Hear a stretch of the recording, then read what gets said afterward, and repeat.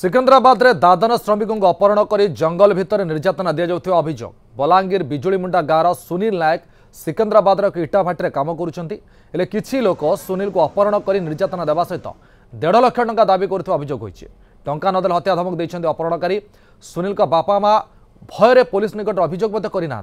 इने स्थानीय लोके जानिबा परे सुनील का बापा माँ को नहीं बलांगीर एसडीएफओ को द्वारस्थ होइछन्ति। पुलिस घटना जानिबा परे सिकंदराबाद एसपी सहित जोगाजोग करिछि। बड़ भाई नहीं खाली सान भाई नहीं चेता सान भाई केनु थिले जे तुई भाई ठाने के थिले फोन रे कथा होतला सान बाबू जेंटा बाहर फोन रे कथा होतला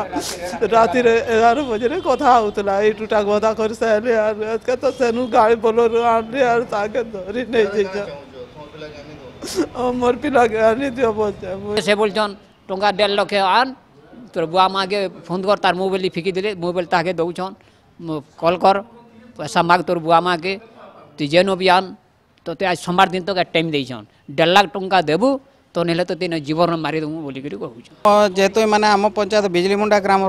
एमाने आम पाखु माने अभियोग धरिक आसले जे मो पुआटा को एमती सिकंदराबाद रे इटाभाटी रे काम करिया पई जाईची आ सेठी से माने लोक माने किछि